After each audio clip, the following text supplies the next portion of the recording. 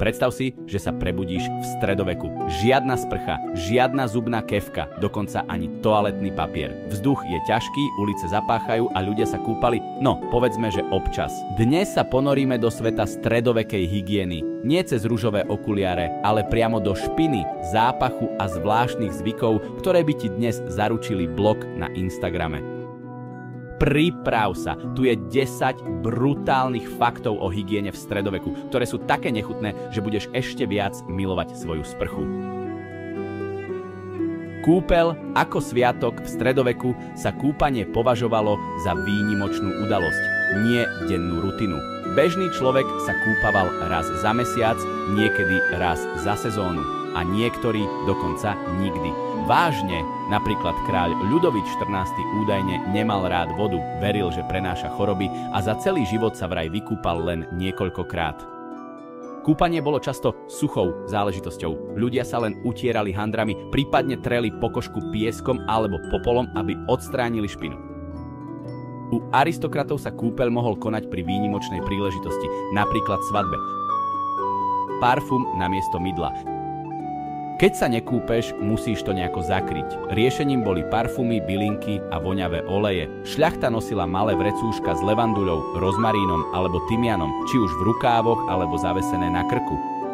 Vo Francúzsku bolo dokonca bežné, že si ženy obliekli šaty napustené parfumovanými olejmi, aby zamaskovali vlastný telesný zápach. Takže miesto čistej pokožky sa z teba stal chodiaci parfémový stromček. Spoločné kúpele boli ako stredoveké spa, ale aj niečo viac v mestách fungovali verejné kúpele, kde sa ľudia schádzali nielen na očistu, ale aj na klebety, obchody a niekedy aj na niečo intímnejšie. Miestne kúpele sa stali centrom spoločenského života a čoskoro aj problémom pre cirkev, ktorá ich považovala za hniezda nemravnosti. V 15. storočí ich preto mnohé mestá zakázali alebo zatvorili. Predstav si, že tvoj wellness víkend zrušili, lebo to vyzeralo príliš ako nevestinec.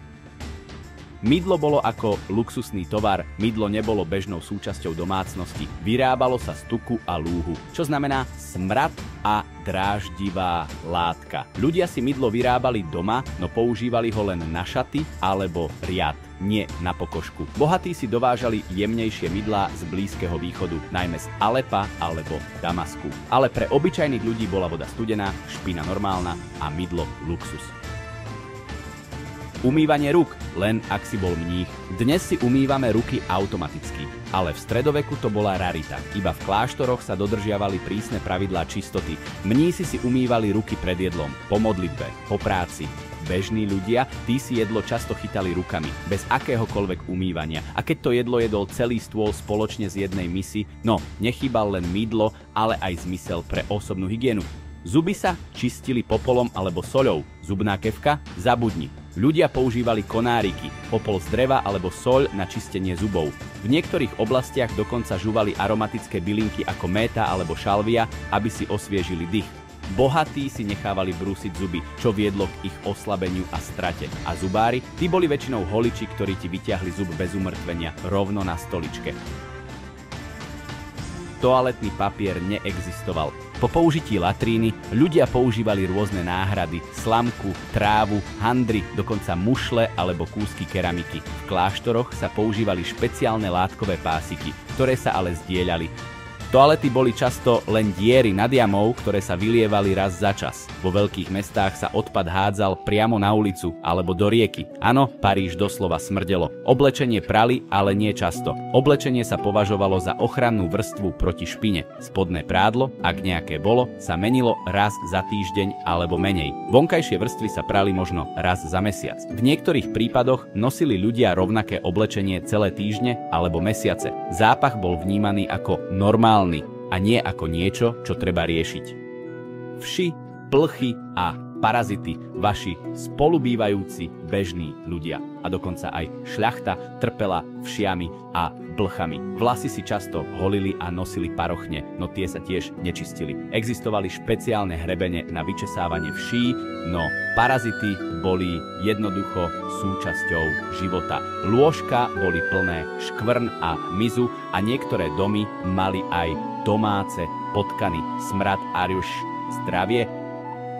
V stredoveku sa verilo, že zápach môže byť ochranou pred chorobami. Podľa teórie miazmy bol zlý vzduch príčinou chorôb, ale zároveň sa myslelo, že vlastný telesný pach môže telo uzavrieť pred vonkajšími jedmi. Niektorí dokonca nosili okolo krku hnijúce byliny alebo zvieracie vnútornosti, aby odpudzovali mor. Výsledok? Viac zápachu, menej hygieny a žiadny účinok. Tak čo, ešte stále sa ti zdá, že ráno bez sprchy je v pohode? Stredovek nebol len o rytieroch, princeznách a hradoch, bol aj o špine, smrade a veľmi zvláštnych zvykoch. Hygiena bola luxusom a nevedomosť o baktériách robila z každodenného života doslova prežitie. Ak sa ti toto video páčilo, daj like, odoberaj kanál a napíš do komentára, ktorý fakt ťa najviac šokoval alebo znechutil.